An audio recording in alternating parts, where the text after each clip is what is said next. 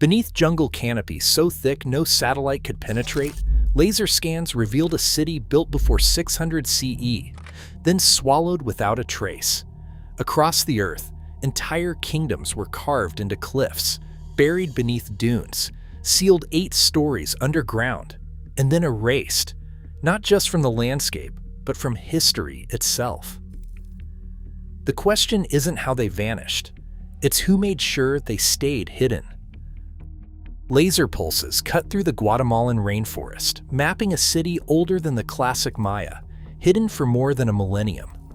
The LiDAR point cloud, dense as a digital mist, revealed plazas stretching for 16 kilometers, causeways 3 kilometers long, and more than 2,000 structures, all invisible to the naked eye. Archaeologists traced water reservoirs and agricultural terraces beneath the canopy, their outlines confirmed by multispectral scans and ground test pits. Radiocarbon dating of obsidian tools and charcoal fragments places the city's peak between 300 CE and 600 CE, centuries before the Maya collapse. Dr. Sarah Parkak describes the moment the scan resolved. By filtering the laser pulse returns that penetrate the canopy, LiDAR lets us see the ancient road network as clearly as a modern street map, a hidden city revealed in a single flight. But the story of El Mirador is written not just in stone, but in layers of pollen and charcoal, evidence of drought and fire, of a civilization that flourished, then fell silent as vegetation reclaimed its monuments. High in the Andes, another kingdom vanished into the clouds. Vilcabamba, the last Inca refuge after the Spanish conquest, was carved into the mountain flanks above 3,000 meters. Spanish chronicles mention a valley lost to outsiders, where terraces and aqueducts fed a hidden palace. Archaeological surveys in the 1990s uncovered stone roads and a royal residence, their age fixed by AMS charcoal dating to around 1520. Satellite photogrammetry mapped the terraces clinging to the slopes, while differential GPS captured the micro-topography of a city built for secrecy and survival. Historian Jerry Broughton notes, colonial maps label a Valley of the Lost at exactly the altitude where our survey detected terraced platforms. The Incas' last stronghold was not just remote, it was engineered to be invisible, its power preserved in the landscape, its memory nearly erased by time and deliberate omission. In jungle and mountain alike, the evidence suggests that concealment was both a product of environment and a strategy of survival. Hidden cities, once thriving, now exist as faint signals beneath canopy and cloud, waiting to be found. Heat shimmers above the Rub al-Khali, where the city of Shisar lies buried beneath dunes that move like slow tides. In 1992, a rectangle of basalt walls surfaced in satellite images, an anomaly in an ocean of sand. Ground-penetrating radar traced the outlines of streets and a collapsed water reservoir, their pattern matching the ancient descriptions of Iram of the pillars. Archaeologists uncovered carbonized date palm residue, fixing the city's last breath to the 5th century frankincense trade. Dr. Maya Allen reads the desert like a core sample. Isotopic signatures in the sediment reveal a centuries-long drought, a slow death sealed by a sandstorm that buried the city whole. Landsat thermal bands confirm a lingering heat pocket below the surface, hinting at empty chambers and lost markets. Shisar vanished, not through violence but through relentless geological erasure, its story written in residue and radar grids, inaccessible to any surface traveler. Far from the sun, beneath the volcanic tuff of Cappadocia, Derinkuyu opens its stone throat. 8 levels of tunnels, mapped by terrestrial laser scanning and ground radar, stretch for 15 kilometers. The city's design is a masterwork of hidden engineering. Ventilation shafts drop through the rock, stone doors roll into place to seal entire corridors, and wells draw water from deep aquifers. Analysis of stalagmite oxygen isotopes from a nearby cave brackets the city's prime occupation between the 8th and 10th centuries CE, a window of life measured in Delta 18O excursions. Dr. Jean-Pierre Genty traces the occupation line, noting that as the climate dried, the underground refuge was abandoned, its entrances sealed with stone. No sunlight reaches these chambers now. Only the echo of footsteps and the faint trace of ancient breath remain. Here, architecture and geology conspire to hide a society's memory, erasing it from the surface world. The evidence lingers: thermal anomalies, carbon residue, isotope curves, but the full story remains locked beneath sand and stone, waiting for the right question to bring it back to light. Salt spray gnaws at the basalt cliffs of Rapa Nui, where the moai gaze over an ocean that once lapped far closer to their feet. Archaeological teams date the carving and raising of these statues between 1250 and 1500 CE, a period when the island's coastline was stable and its ceremonial centers stood above the reach of the tides. But the story written in stone fades where the land meets the sea. Beneath the present shoreline, a hidden record lies locked in coral and lagoon mud.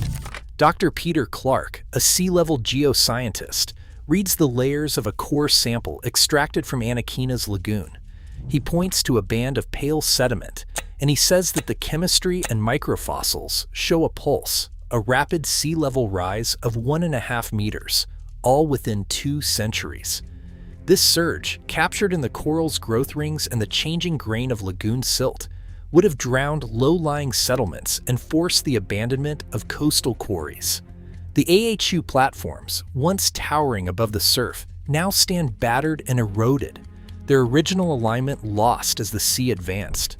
Early European charts, drawn in the centuries after this rise, depict the island's outline shifting, sometimes omitting entire bays, sometimes leaving Rapa Nui off the map altogether. The silence in these records is as telling as any monument, a kingdom's memory receding with each new tide, its boundaries redrawn by forces beyond human control. Clark's commentary lingers on the uncertainty. He says a sea-level jump of this speed would have left little time to adapt. The people who raised the moai may have watched their world shrink, their ceremonial centers claimed by saltwater, until only the statues remained to mark what was lost. In the end, the island's story is written not just in volcanic rock, but in vanished shorelines and cartographic gaps, a civilization erased, line by line, from both land and map. Every claim of a lost kingdom begins with proof, scrutinized, labeled, and traced from source to screen. Before a single image is shown, researchers assemble a provenance checklist: what was found, where it came from, and whose permission allows it to be told. Each artifact, map, or dataset must carry a 4-part code: site origin, date of acquisition, licensing status, and the chain of custody from field to archive. A LiDAR scan from the Maya lowlands is logged with its acquisition date, GPS coordinates, and a permit clause requiring consultation with local Maya authorities. Satellite images of mountain terraces are tagged with metadata strings, linking every pixel to a public dataset and a local guide's signature on the access form. For every soil core or obsidian blade, a chain of custody record documents who collected it, how it was stored, and which lab performed the analysis. Radiocarbon results are cross-referenced with sample ID numbers and laboratory certificates, while digital models, like the 3D map of Darinkuyu's tunnels, are watermarked with open-access licenses and the names of collaborating institutions. Ethical safeguards frame every step. Permit terms often demand a revenue share or repatriation clause, ensuring that discoveries serve both science and the communities whose ancestors built these worlds. When a claim stretches the boundaries of belief, a city erased from maps, a kingdom swallowed by sand, the evidence must be transparent, the method explicit, and the origin verifiable. Only then can viewers judge the credibility of what is shown. In a world where history's silences are as important as its monuments, the chain of provenance becomes the backbone of trust. Maps do not simply record the world, they define it, and sometimes erase it. In 1582, imperial authorities issued an order that quietly removed a province from official charts, its boundaries dissolved with the stroke of a pen, The edict's text, now scattered across archival catalogs in Seville and Istanbul, is less important than its effect. A kingdom vanishes not by sword or drought, but by decree. A region once shaded in ink becomes blank parchment, its people absorbed, its name forbidden in the ledgers of empire. In the Ottoman and Spanish realms, similar commands targeted borderlands, redrawing maps to suppress rivals or secure fragile frontiers. The absence of these places in later atlases is not an accident, but policy. Assimilation works in quieter ways too. When a conquering power absorbs a rival, records are rewritten and monuments are repurposed. Royal seals are chiseled from stone.